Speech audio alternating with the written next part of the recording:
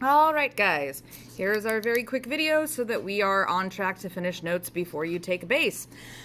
So we are currently in the topic 7 gram stain. We're going to do a little bit of gram staining, and then I'm going to do a little bit of the introductory stuff for Kirby Bauer. So in class, we can focus on the practice and application. You got these notes in class on April 2nd, Wednesday.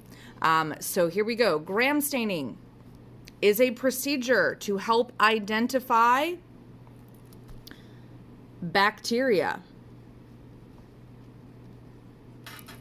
This procedure will not identify the specific species. In other words, gram staining isn't going to tell you, hey, I have E. coli or I have tuberculosis. It cannot do that. But it can tell you if the bacteria is pathogenic or non-pathogenic. So cannot tell you the specific species of bacteria, but it can tell you if it's disease-causing or not disease-causing. Now, how does it do this? Because all bacterial cell walls are made of a carbohydrate that I have already taught you. So you're going to pause the video and you're going to go back to the topic 3 notes and you're going to find what the cell walls of bacteria are made of, and the name of that carbohydrate is what goes here. You're back? That means you found the answer to this. Fantastic. Now, pathogenic bacteria evolved thicker walls of that molecule than non-pathogenic. That is key. Now, let's basically look at the science behind gram staining work, specifically the difference between a gram negative or a gram positive. Now, just to be clear, a gram negative bacteria is a non-pathogen. So a gram positive is a pathogen, meaning it can make people sick. This can sometimes be confusing because the word positive usually is interpreted as being a good thing. But in medical testing, positive means the thing we were testing for was there. So if you do a biopsy, which is where they test the tissue to see if it's cancerous, a positive biopsy is actually very bad news because it means they found cancerous tissue in the skin biopsy. Or excuse me, rather the tissue biopsy.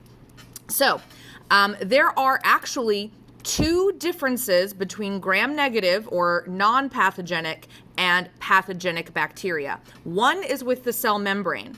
So this is our cell membrane. This is our cell membrane. Wait, what? This is crazy, confusing, because in gram-negative or non-pathogenic bacteria, you see there are actually 2 cell membranes. There's a second difference, 1, 2, whereas in gram-positive, there's just the 1 cell membrane I've told you to expect.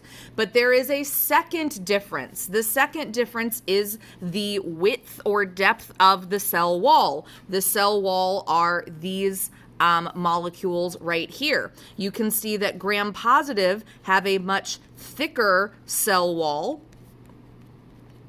than gram-negative, which only have 1 layer. Now, this has led to me hearing actual college-level professors of biology misspeak on this issue. There are 2 differences between gram-negative and gram-positive bacteria. One is the number of cell membranes, one is the thickness of the cell wall. But to be clear, the 2 cell membranes are irrelevant when it comes to gram staining. So we're actually never going to talk about that again because it does not impact the gram stain. What does matter is the thicker cell wall. This is the basis of gram staining. Now, as you have hopefully learned, based on what you know about staining slides, how will these now stain differently? Tick, tick, tick, tick, tick. And that is actually all we're going to do on gram staining. We will cover the rest of gram staining in class, but we are now jumping ahead to Kirby Bauer assays, which is topic 8. So let's lay the science foundation for this so we can focus on practice and application in class. So Kirby Bauer assays, another test having to do with pathogens. So let's do some background vocabulary first, because people tend to get these words confused. And if you get these words confused, you are, to use the parlance of 2024, cooked. So antibodies. These are molecules. They are not cells. They are molecules. Antibodies are non-living. So these are molecules that organisms make. They don't just automatically have them to identify pathogens. This allows the immune system, specifically white blood cells, which are abbreviated to WBC, to destroy the pathogen. I'm going to make that more clear. So antibodies are molecules that your cells make that identify pathogens that are step 1 to your white blood cells then destroying the pathogen.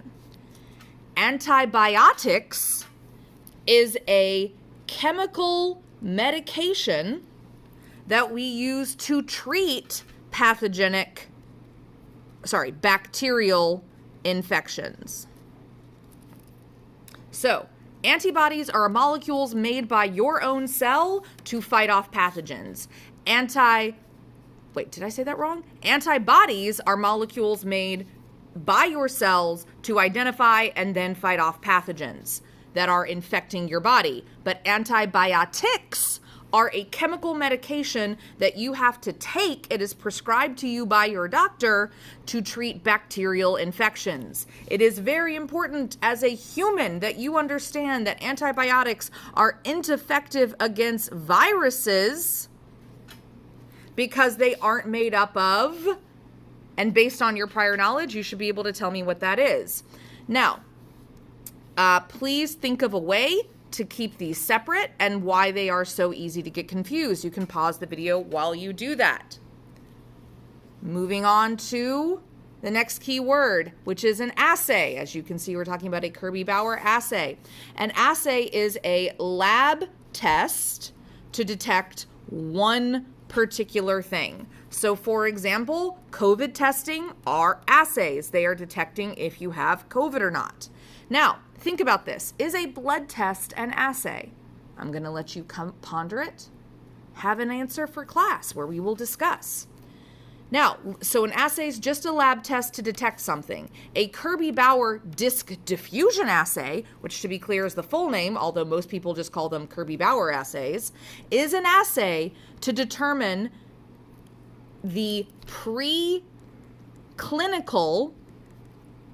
effectiveness of an antibiotic when we're treating a pathogenic bacteria.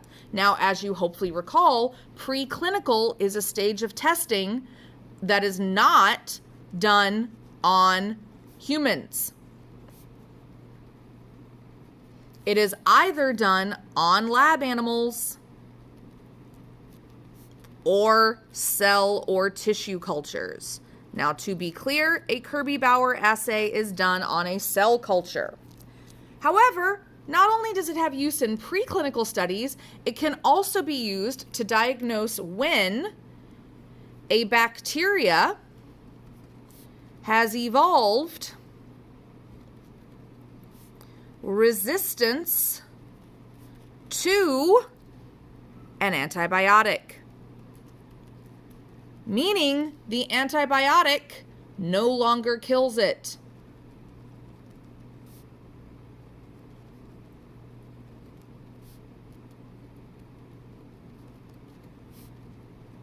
And by it, I mean the bacteria, not the organism. We will have this discussion in class, but let's look at how do Kirby Bauer assays work. So this is a Kirby Bauer assay. It is a Petri dish, which you see I have here. This Petri dish would be full of Let me put this there so it's easier to see. There we go. This Petri dish would be full of media, specifically solid media that you is able to culture bacteria. You would then micropipette between 10 and 20 microliters of your bacteria that you want to test if they are resistant or susceptible to antibiotics. You would deposit it in the center of your media.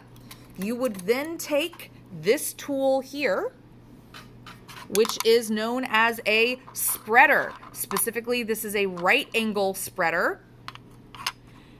And guess what spreaders do? That's right, they spread the bacteria. You would then, sorry it's shaky, you would then put the spreader in the center, like I'm doing now, and then you would rotate the spreader like so, and what a couple times, and what the spreader does. So you see how I'm making sure the edge of the spreader touches the side of the Petri dish, and then I'm just spinning it. That will spread the bacterial culture that we pipetted in over the entire surface. We would then incubate this for a day or two.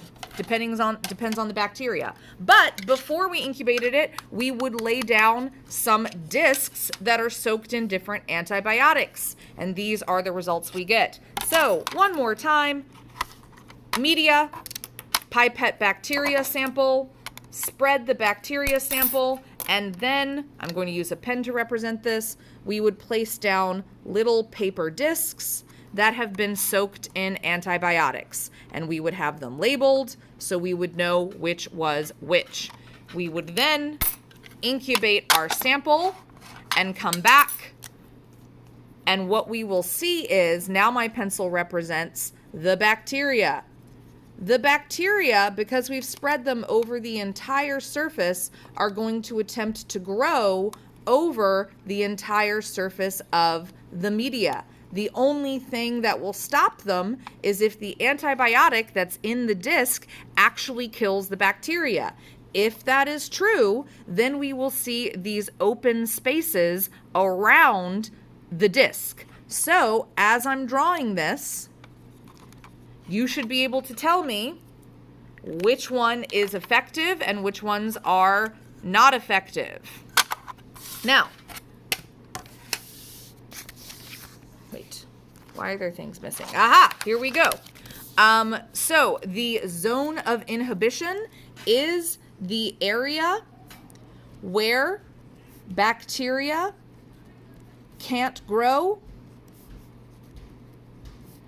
due to the antibiotic killing them.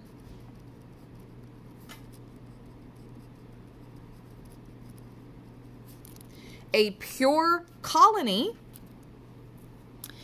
means that all the bacteria are genetically identical. That's what pure colony means.